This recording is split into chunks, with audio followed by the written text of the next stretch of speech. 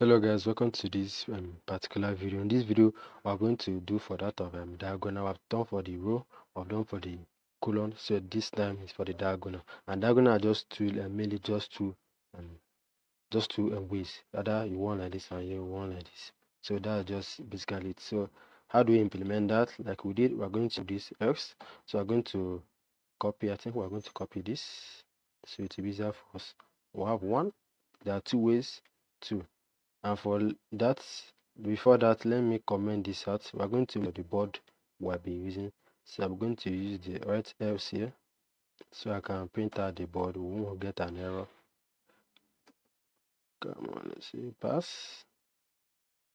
Let me run this. You can see this is the board that we have here. So you can win post 1, post 5, and post 9 if they are all X. So what happened? That we play 1 1 diagonal diagonal 1. Let's call this diagonal 1, 3, 5, 7. That of diagonal 2. So that's what we are going to implement here. Let me remove this. Okay, let me put this. So let me bring this up. Let me bring our board. So we'll be seeing what we are doing. Okay, for diagonal, the first is 1, 5, 9. Here is post 1, post 5, and post 9. So the second one is 3, 5, 7. So if it's 3, okay, 5, and that of 7. So we can change it to diagonal. Let's say diagonal 1, and for diagonal 2. Okay, that's basically it. So I'm going to end our else. Let's say I'm going to see pass. Why do I keep on using caption? Okay, pass. I think we have done for winning for player 2, for player 1 successfully. But wow, this is a huge line of code. But it's what it, as far as you can understand it, is what the huge line of code. So let's try that and see how. Let me move this, run it again. So I'm going to try to win in diagonal. Let's see whether if our script is working well. So I'm going to try to win. Let's say 3, 5, 7. So I'm going to enter 3 first.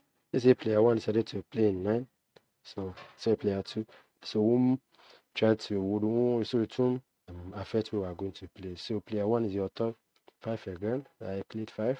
And then player 2 decided to play in 8. So now it's my turn. I see opportunity in 7.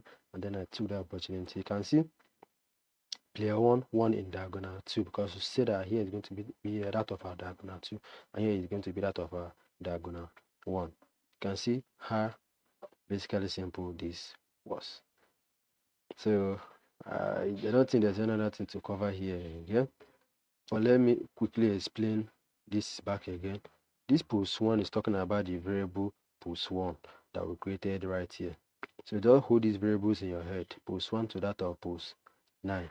So just hold it on your head. So when we say post 1 is equals to x, post 2 is equals to x, and post 3 is equals to x. If it's equals to x, that means row 1, player 1, 1, because here we automatically set this to x to be that for player 1. That is one of the reasons why I cancel this out, because let's say in a situation where I'm done checking for x right here, you can see the amount of code it took us. Let's say this is 8 to that of 8 to almost 121 lines of not 21 lines of code, but that took a whole lot of code.